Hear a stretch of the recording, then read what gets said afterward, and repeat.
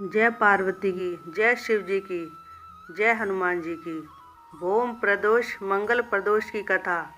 प्रदोष व्रत भगवान शिव शंकर जी का आशीर्वाद प्राप्त करने के लिए किया जाता है और मंगलवार के दिन आने के कारण इसे मंगल प्रदोष अथवा भोम प्रदोष कहते हैं। इस दिन भगवान शिव के साथ हनुमान जी की पूजा भी करनी चाहिए, क्योंकि बजरंगबली भोले शंकर के ही रुद्र अवतार माने जाते हैं। इस व्रत के प्रभाव से सभी मनोरथ पूर्ण होते हैं। भोम प्रदोष पर महादेव की आराधना करने से मंगल ग्रह के अशुभ प्रभाव में कमी आती है। जो लोग भोम प्रदोष व्रत रखते हैं उनको उत्तम स्वास्थ्य प्राप्त होता है और आर्थिक संकटों से मुक्ति भी मिलती है। तो चलिए शुरू करते हैं प्रदोष व्रत कथा। भोम प्रदोष व्रत कथा। पुरानी कथा के अनुसार एक गांव में एक बुढ़िया माँ अपने इकलौते बेटे के साथ रहती थी। उनका सारा दिन हनुमान जी की भक्ति में ही व्यतीत होता था। वह दिन रात अपने पुत्र की सलामती की कामना करती रहती थी। बुढ़िया हर मंगलवार को व्रत रखकर हनुमान जी की पूजा आराधना किया करती थी। वह उस दिन घर को ना तो गोबर से लीपती और ना ही मिट्टी खोदती।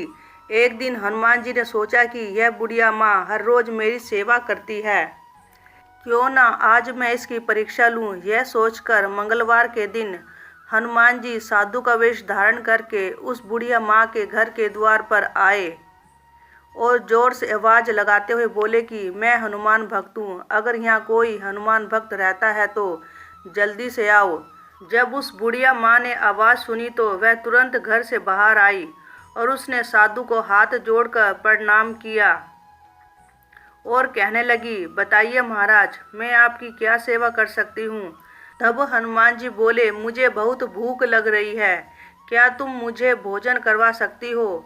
इतना सुनकर बुढ़िया माँ ने साधु महाराज को अंदर आने के लिए कहा और आसन बिछा दिया। तब साधु बाबा बोले, हे माता, पहले तुम इस जगह को गोबर से लीप दो। बुढ़िया माँ दुविधा में पड़ गई। तब बुढ़िया माँ हाथ जोड़कर बोली, महाराज, आज मंगलवार है, लीपने और मिट्टी खोदने के अतिरिक्त आप कोई दूसरी आज्ञा दे, मैं अवश्य पूर्ण करूंगी। बुढ़िया माँ का साहस देखकर हनुमान जी मन ही मन अत्यंत प्रसन्न हुए और उन्होंने बूढ़ी अम्मा को अपने वचनों में बांध लिया और कहा, तू अपने बेटे को बुला, मैं उसकी पीठ पर आग जलाकर भोजन बनाऊंगा। यह सुनकर बुढ़िया माँ घबरा गई, परंतु वह प्रतिज्ञाबद्ध थी। उसने अपने पुत्र को बुलाकर साधु को सौंप दिया। वेशधारी साधु हनुमान जी बुढ़िया माँ के हाथों से ही उसके पुत्र को पेट के बल लिटवाया और उसकी पीठ पर आग जलवाई। आग जलाकर दुखी मन से बुढ़िया माँ अपने घर में चली गई। इधर भोजन बनाकर साधु ने बूढ़ी माँ को बुलाकर कहा, भोजन बन गया है, तुम अपने पुत्र को पुकारो ताकि वह भी आकर भोग लगा ले। इस पर बुढ़िया माँ बोली, उसका नाम लेकर मुझे और कष्ट ना दें। लेकिन जब साधु महाराज जी नहीं माने तो बुढ़िया माँ ने अपने पुत्र को आवाज़ लगाई। वह अपनी माँ के पास आ गया। अपने पुत्र को जीवित देख बुढ़िया माँ को बहुत आश्चर्य हुआ और वह साधु के चरणों में गिर पड़ी और बोली कि आप कोई साधारण पुरुष नहीं हैं, कृपया करके आप अपने रूप के दर्शन करवाइए। उस वृद्धा के ऐसा कहते ही हनुमान जी अपने वास्तविक रूप में प्रकट हो गए। हनुमान जी को साक्षात देखकर वह बुढ़िया माँ बहुत खुश हुई।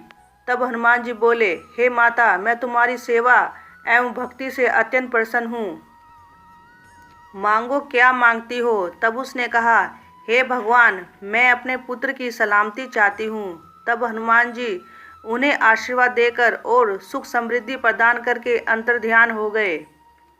इस प्रकार हनुमान जी ने बुढ़िया माँ और उसके बेटे के सभी कष्टों को दूर कर दिया। तो इस प्रकार से यहाँ भोम प्रदोष व्रत कथा पूर्ण हुई। हर हर महादेव, श्री श्री शंभू। जय हनुमान जी की।